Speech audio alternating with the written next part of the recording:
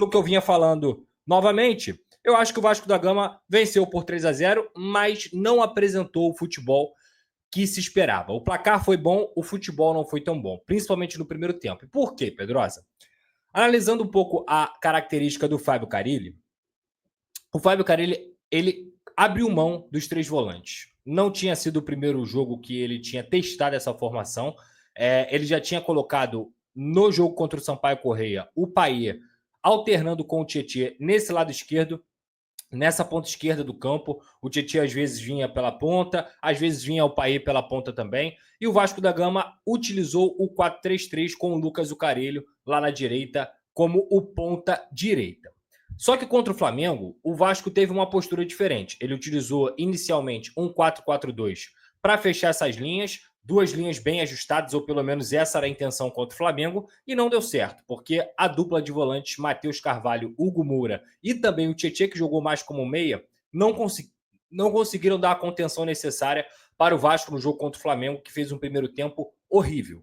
Já no segundo tempo, o Vasco melhorou. E ele melhorou exatamente quando? Quando o Lucas Zucarelli, que estava jogando na ponta esquerda, foi utilizado na ponta direita. Hoje ele volta com o Alex Teixeira, que foi utilizado na ponta esquerda, formando um 4-3-3 ou, se você quiser, um 4-2-3-1, que são as formações que o Fábio Carille mais gosta. Por quê? Porque desde o início do trabalho do Fábio Carille, eu nunca achei que ele, por exemplo, iria abrir mão de jogar com pontas. Muito pelo contrário. Ele ia utilizar as pontas e ele ia utilizar os pontas, mesmo que hoje o Vasco da Gama não tem ainda jogadores para poder utilizar nessa função. Mas ele colocou lá o Lucas Zucarelli, que na minha visão é muito mais um meia de ofício do que, de fato, um ponta direita ou um ponta esquerda. Eu acho que o Lucas Zucarelli ele joga muito na posição do Coutinho, até porque o jogo de hoje não dá para tirar muita coisa do que aconteceu, tá bom? Vamos lá. Sobre mercado de transferências. Atenção, compartilha, chama geral aí, deixa seu like, se inscreva. Benjamin Garré.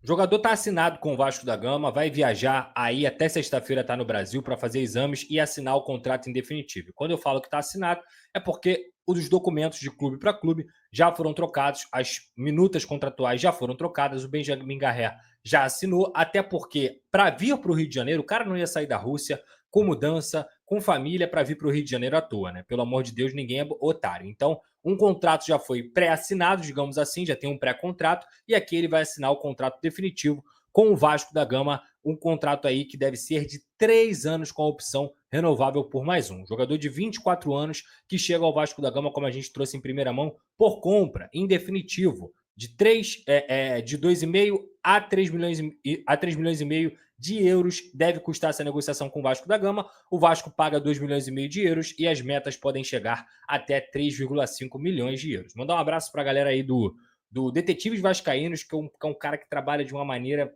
crucial, de uma maneira limpa, de uma maneira séria, e que foi o primeiro a trazer o interesse do Vasco nesse jogador, uma negociação que a gente veio trazendo passo a passo aí, e foi concretizada pelo Vasco da Gama. Joga de ponta direita, camisa 10, canhoto, joga bem, é um cara que nasce no futebol argentino, não tem tanta sequência ainda em sua equipe, é até emprestado ao Huracan, passa pela base do Grupo City também, por exemplo, e quando vai para a Rússia, ele faz uma primeira temporada muito boa e a última temporada não foi tão boa assim.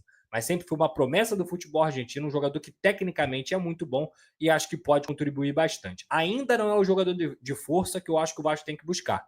E aí eu vou falar já já desse atleta. O jogador de força que possa dar intensidade, que possa fazer recomposição, o Garré não é esse cara. Ele é muito mais técnico, ele vai te chamar muito mais atenção por conta do brilho técnico dele do que, de fato, a força física. Mas o Vasco não deixa de precisar de um jogador que pode dar uma assistência, que bate bem de fora da área, que também é um cara que consegue participar de gol. Então o Benjamin Garré, na minha visão, é um bom jogador. E, principalmente, é muito legal, já que a gente critica bastante a diretoria por essa demora de pontas, e critica com razão, porque não existe no dia 19 de fevereiro o Vasco não ter pontas, o Vasco jogou uma Copa do Brasil hoje, o Vasco jogou um clássico contra o Flamengo sem pontas, a gente não valorizar a negociação. Por quê? A primeira pedida, e a gente trouxe isso também, do Benjamin Garré, do Krylia Sovetov, era de 5 milhões de euros. O Vasco, com paciência, com toda a cautela, convencendo o jogador, conseguiu diminuir essa pedida para 2,5.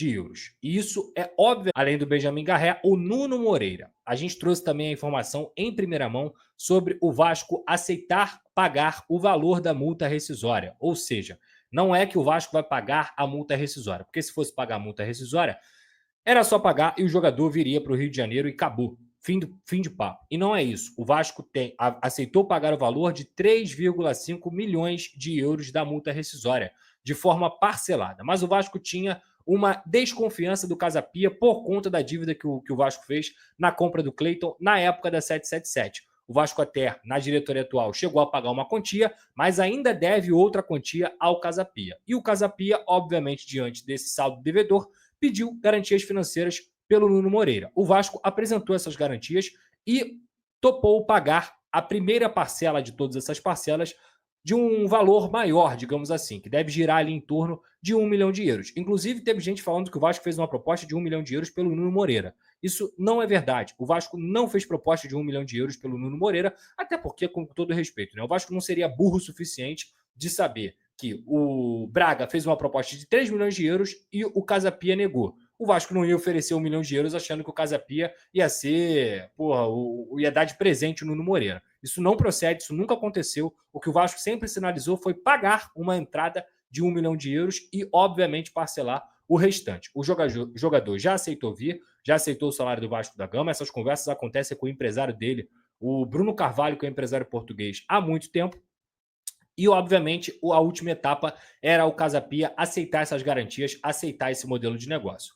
O Nuno Moreira tem 25 anos, já tem 5 gols e 5 assistências lá no Campeonato Português, é um dos destaques do Campeonato Português, e o Vasco da Gama espera esse último aceite do Casa Pia, que já se mostrou mais flexível e essa negociação está próxima de ser concretizada. Tomara que o Casa Pia aceite definitivamente e que o Nuno Moreira chegue ao Vasco da Gama. Essa é a expectativa da diretoria, que ele possa chegar agora, tá?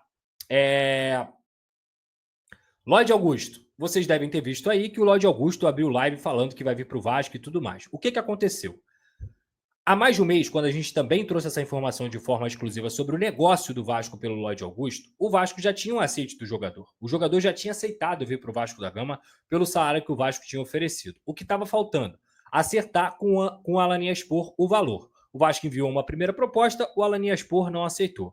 O Vasco enviou uma segunda proposta, o Alanyaspor não aceitou. E na terceira proposta, que o clube, o Alanyaspor, colocou lá o valor que seria o ideal e que ele já tinha combinado que ia liberar o Lloyd Augusto por esse valor, para o Lloyd Augusto e para o seu empresário, o Vasco foi lá e chegou a esse valor. Então o que o clube esperava nesse momento? O jogador já aceitou, chegamos ao valor, enviamos a proposta, papel timbrado, agora é só liberar. Mas o Alanyaspor deu para trás no último momento e está travando a negociação. É por isso que o Lloyd Augusto, como vocês devem ter visto aí no Instagram, abriu live revoltado por ele. Inclusive, a informação que eu tenho é que ele já teria viajado para o Rio de Janeiro, mas a orientação do departamento jurídico do próprio jogador foi ele se manter lá e aguardar a assinatura de liberação do Alanyaspor para que ele possa viajar para o Brasil. Então, tá certo, Pedrosa? Não tá certo.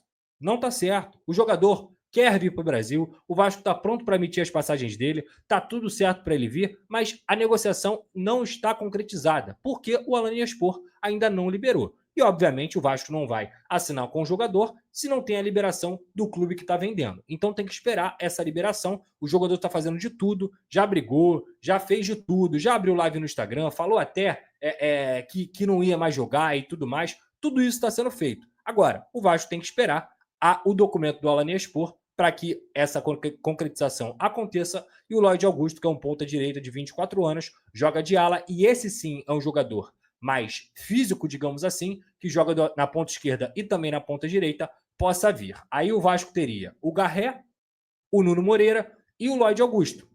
Exatamente aquele número de contratações que eu trouxe aqui para vocês também há pouco mais de um mês sobre o Vasco vai contratar de 2 a 4 pontas ou 2 a 4 atacantes até o final da janela de transferências. E isso está se concretizando. Um já foi. A chance do Nuno é grande. Não está fechado, mas é grande. E a chance do Lloyd também é grande. Muita gente me pergunta sobre o Fabinho. O Fabinho é um jogador que nunca foi prioridade no Vasco da Gama. E o Vasco da Gama venceu a equipe do União Rondonópolis e está classificado para a próxima fase da Copa do Brasil. Agora o Vasco aguarda o seu adversário, que pode, inclusive, talvez, ser a equipe do Nova Iguaçu e a equipe do Rio de Janeiro, onde o Vasco já até enfrentou no Campeonato Carioca.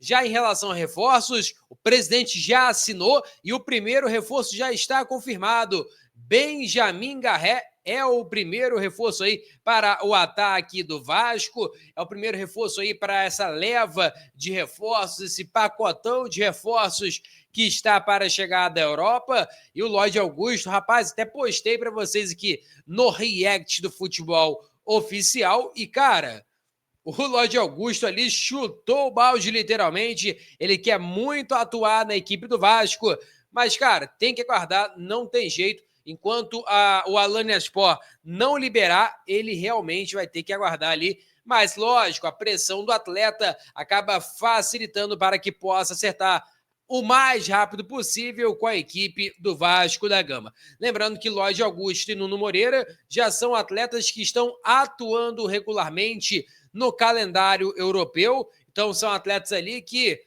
já viriam, teoricamente, com ritmo de jogo. Então, não seria nenhum problema, é só chegar e vestir a camisa. Peço a você que deixe o like, é muito importante para o nosso canal. Acione o sininho de notificação para não perder nenhum conteúdo. Nossa meta é alcançar 50 mil, conto muito com a sua ajuda e também com a sua moral. Vou ficando por aqui, valeu, tamo junto. E é nóis! Fui!